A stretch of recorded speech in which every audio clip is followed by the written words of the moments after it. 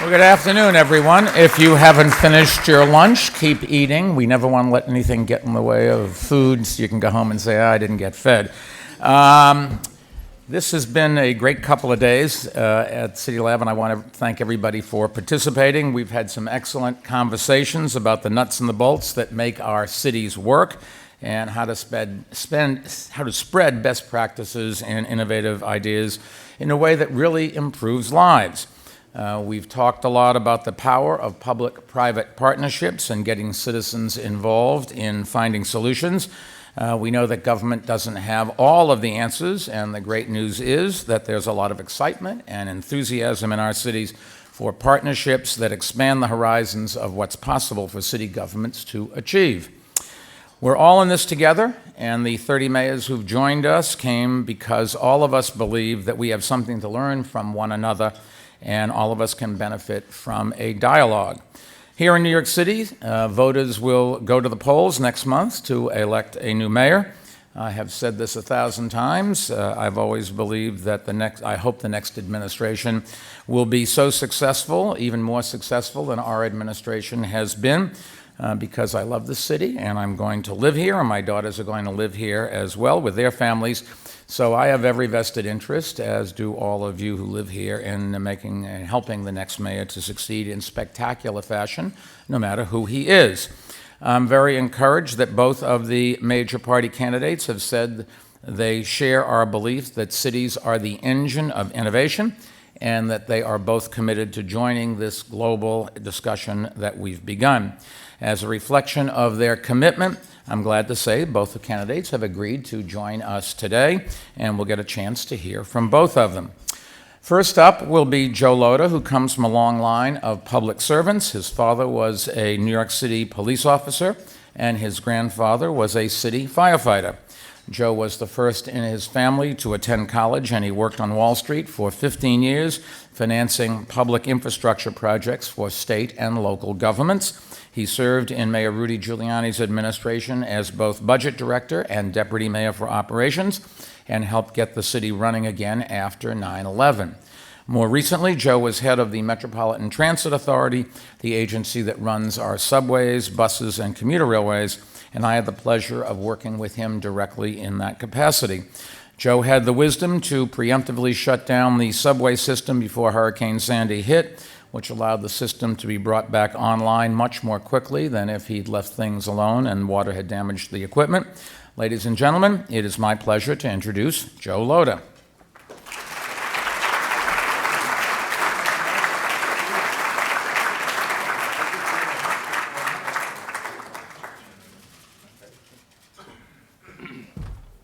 Mr. Mayor, thank you very, very much for that kind introduction. And I'm reminded, while the mayor was doing that introduction, of the first time I met him. Mayor Bloomberg was talking about running for mayor in 2001, and sometime in the winter of 2001, I was called by Kevin Cheeky, who was saying that the Mike Bloomberg of the Bloomberg LP companies and all of the information systems that he had was very interested in running for mayor. And for me, I was most impressed by the fact that he wanted to become a mayor as a Republican. So my first charge was to call him up, and I did, and I went over to his home because I was going to brief him about the budget of the city of New York. 3 hours in the most beautiful kitchen I have ever seen in my life, sitting at the banquette in the back, and I got to tell you, he was the fastest student I have ever seen in my life on the budget, and he's proved it over the last 11, almost 12 years now. So congratulations to you and your very, very successful administration.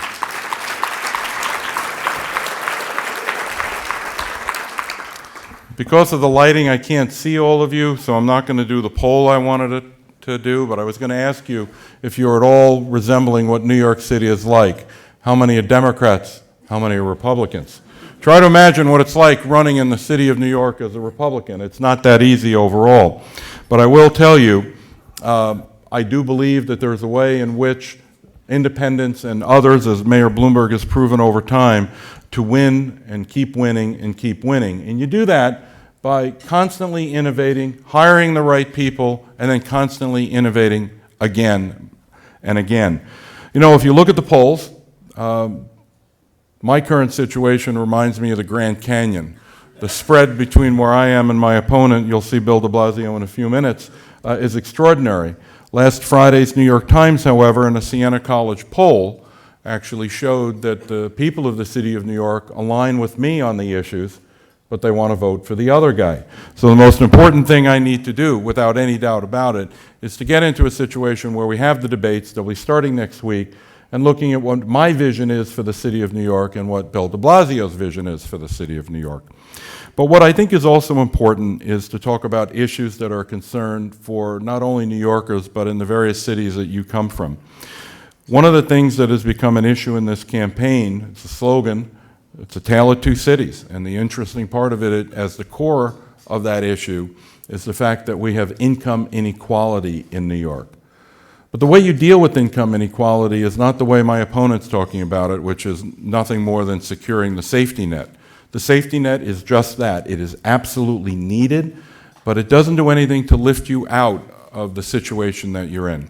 You need to grow the economy, you need to create jobs, you need to have an environment where the private sector can continue to grow. And you also need to target industries that are important to allow your city to grow. And in New York City, I keep talking about continuing what Mayor Bloomberg has done in the high-tech industry. It's extremely important that we go in that direction. We need to move into high-tech manufacturing here in New York, not necessarily in Manhattan, but all around in all 5 boroughs of the city. I want to focus on life sciences, and I want to focus on biotech. We have some of the greatest medical schools and universities in the country located here, and the scientists at those institutions actually come up with great ideas, and then the products are developed and marketed in places like Ohio. I want them here in New York, and I want to keep them here in New York. What I think is also important is looking at the types of jobs that the high-tech industry is bringing to New York. Good paying jobs, career jobs. Last week I went to a job fair that was held here in the city over on the west side regarding the high-tech industry. And what I can tell you is when I looked at all of the jobs they had available, I also saw the great salaries, the great career path, and some of the best benefits I have ever seen for companies in the private sector. We need more, and we need to continue to grow them here in New York. One of the things that I noticed, though, is that they keep looking for engineers. And the mayor and his deputy mayors have also come to the conclusion that we need to have different types of colleges and universities here in New York.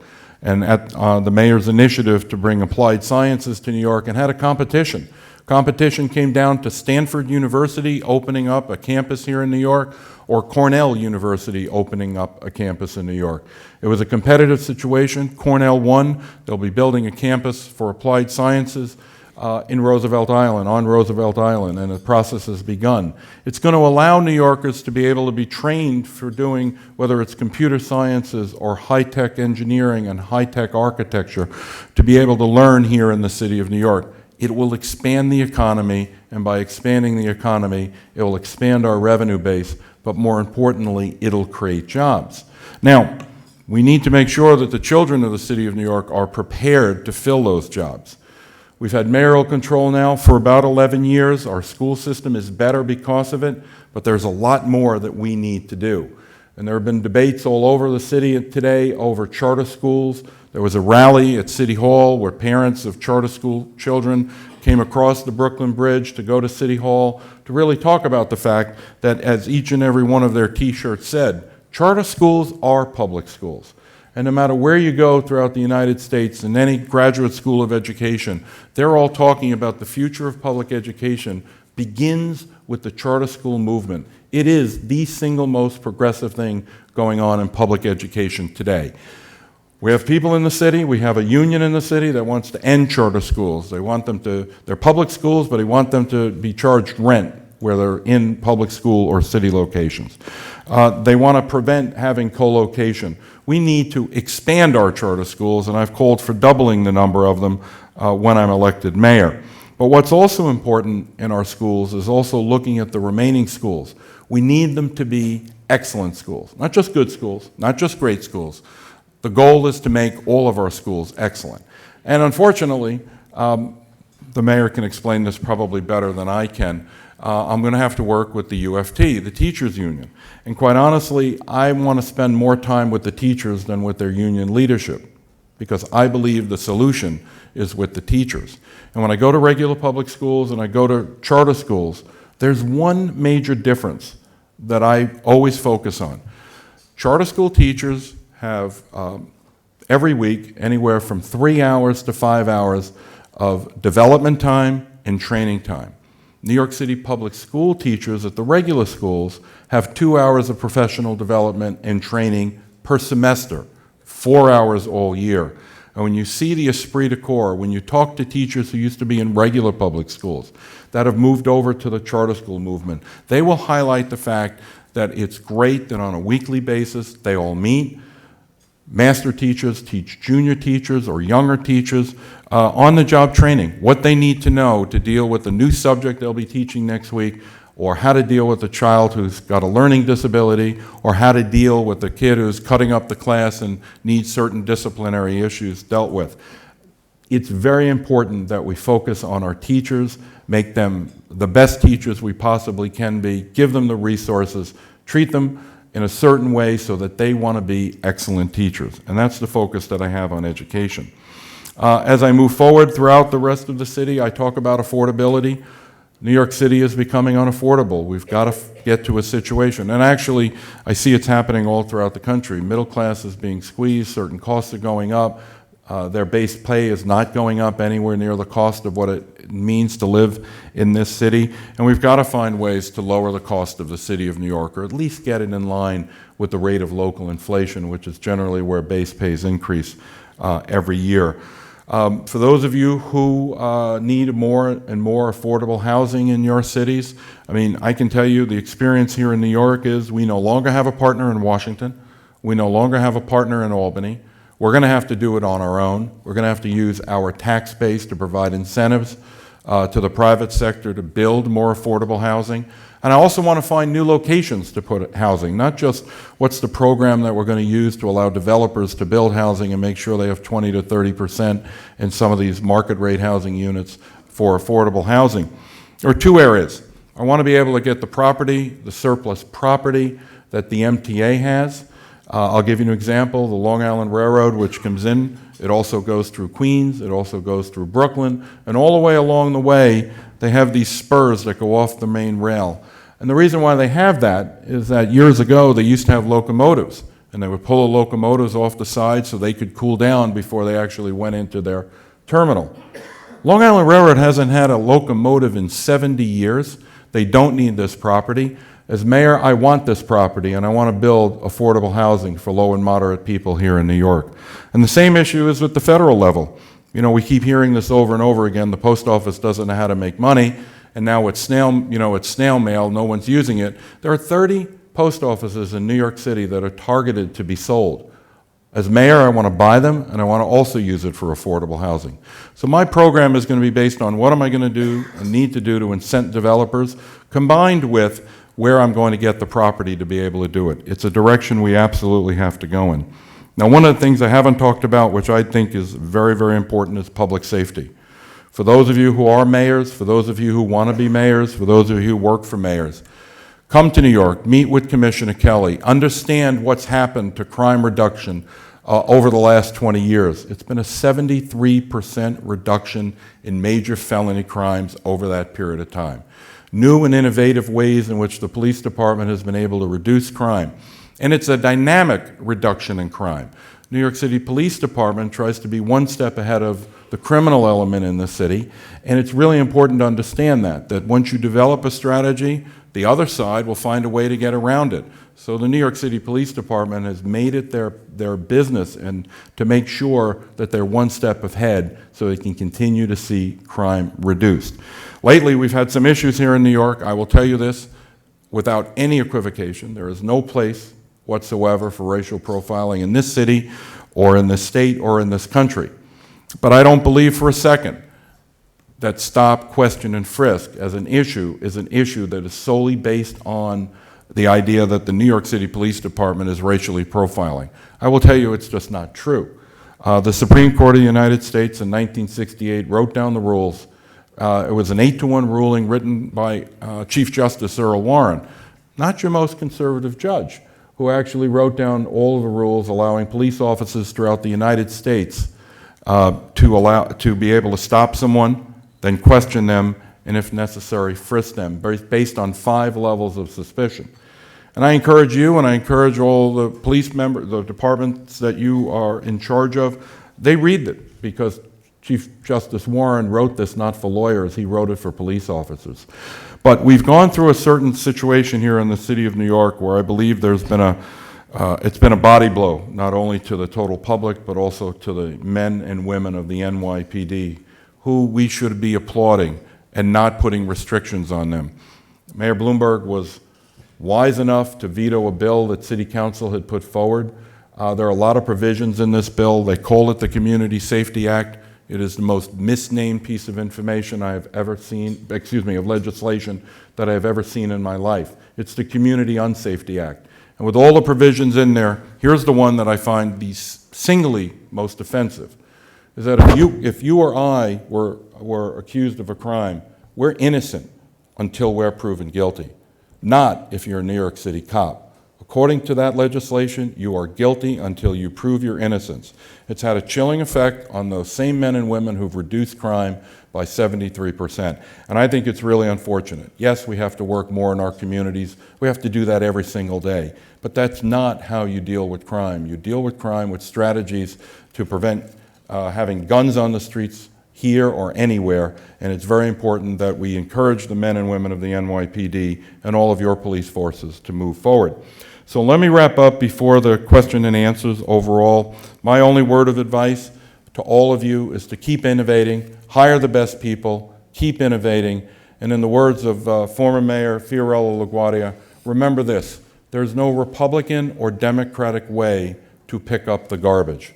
And that's a statement that is so true. Hire the best people you possibly can. Don't worry about their political affiliation. Make sure you hire the best, the most competent people you can possibly hire, and then propel your city forward. So I want to thank you very much for this opportunity. Mr. Mayor, thank you for inviting me.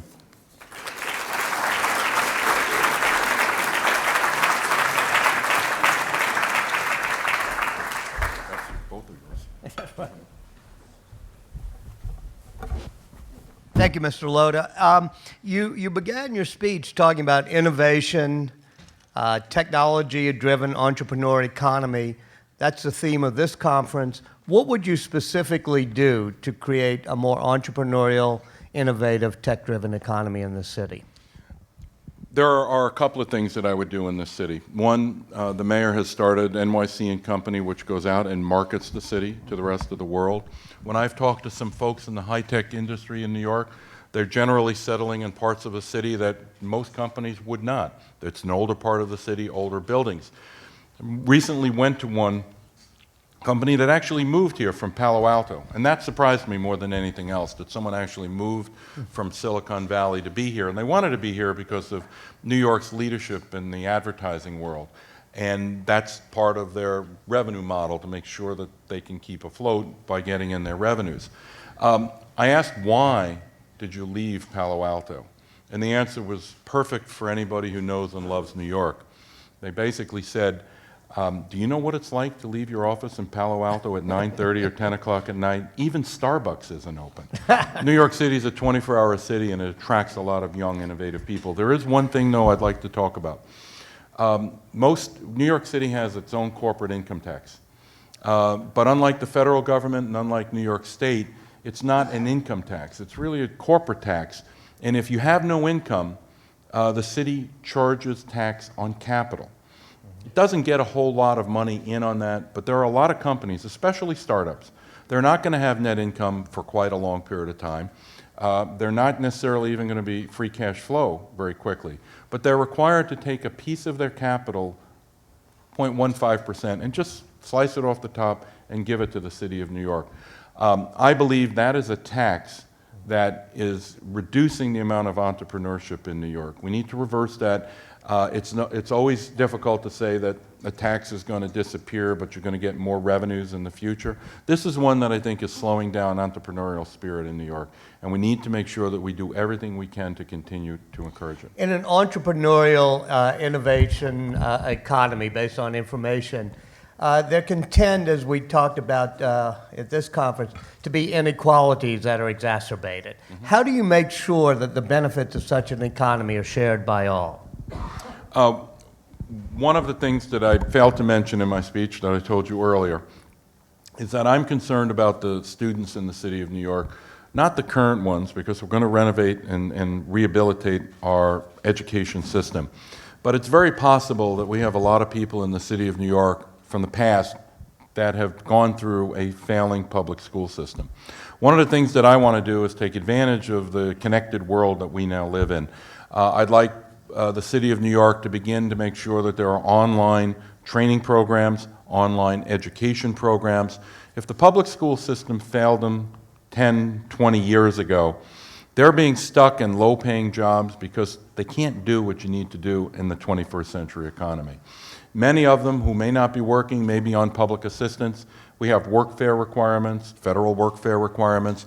My suggestion is to go to Washington to change the workfare requirements so that if someone wants to go through an online training program as a replacement for the workfare program, they should be able to do it. And I think it's very important that we gap this, this divide on inequality because we need to make sure that our folks, our children and our parents. Do you actually think it is the role of city government to decrease inequality in our city? It's a great political phrase, okay? There are things we can do. There are things we can do. We all know that we have income inequality throughout the United States of America. It's exacerbated here in New York because we do have some of the wealthiest people in the world living here, but we also have people who are in poverty.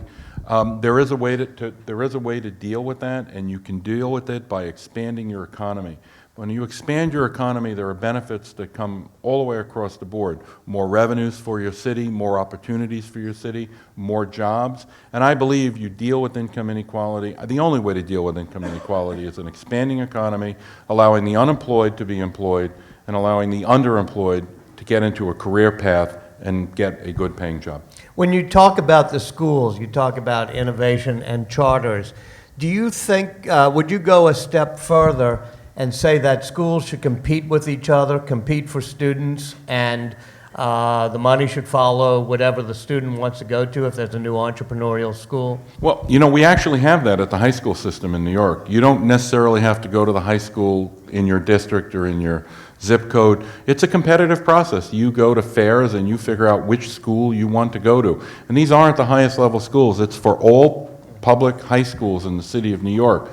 And the money does follow the students. It's a per capita, and how the money gets given to the principals in each one of the schools under what Chancellor Joel Klein put in place for school-based budgeting. The principal actually gets the money on a per capita basis for the students who are there. And what happens if, as you said, your opponent and others want to cap charter schools, cut back on charter schools, charge rent to charter schools? What does that do to the school system? Look, I think anything you do to reduce competition, to reduce choice for parents, is not the way we should be doing things in this country. I actually believe that the charter schools are, just like I think the mayor called cities laboratories of democracy, or something to that effect.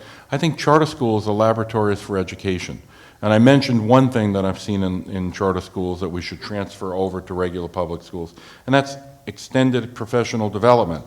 Now, I know, having been budget director of the city, when I go to the UFT and I say that, we need to spend 3 hours extra a week, it's going to cost me dearly. But I've got to be able to figure out what we can do to make sure our children get properly educated. Do you think there's a role for unions and public service employees like that, and in order maybe to help create a stronger middle class? Absolutely, there's a role for unions. The mayor mentioned I was the first one in my family to go to college. I did so with a scholarship from the PBA, which represents all of the New York City police officers. There is absolutely a role for unions in this city, but they also have to understand that we need to be able to move this city forward. There are always articles whenever an editor at one of the newspapers has extra space. They talk about the rubber rooms in New York City. Those teachers who are not allowed to go into a classroom, but the city still needs to pay for them. For what many of them do, whether it's in the private sector or in another governmental agency, they'd be separated from service.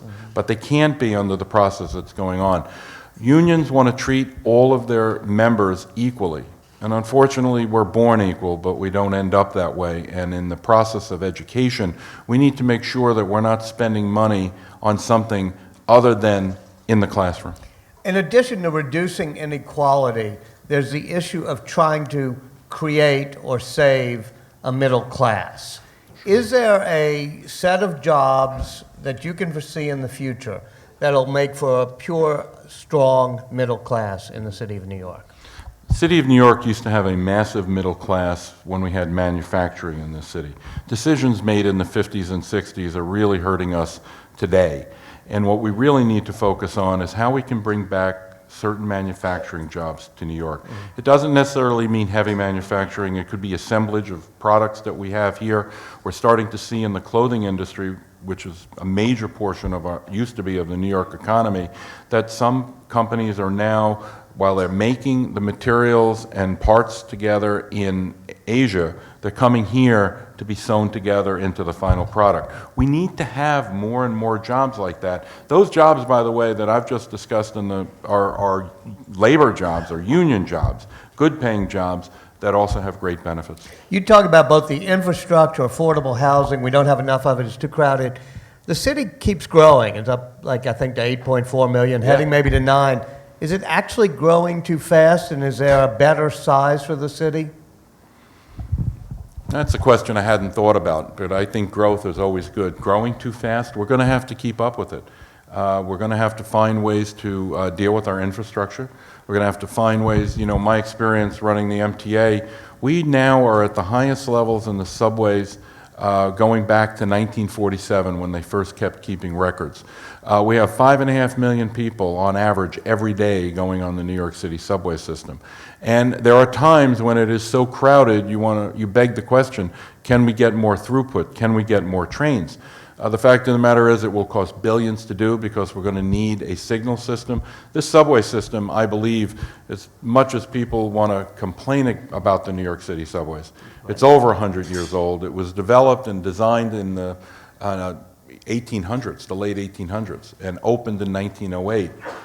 It's a miracle how it operates every single day based on its simplicity. But if we want more subway trains, we're going to have to totally digitize the system. It's a direction that the MTA is very much moving in. Well, as a fan of the A train, I thank you for all you've done. Wish Thank you you. the best. Thank you, Walter. I appreciate it. Good to see you, Mr. Thank Lhota. you.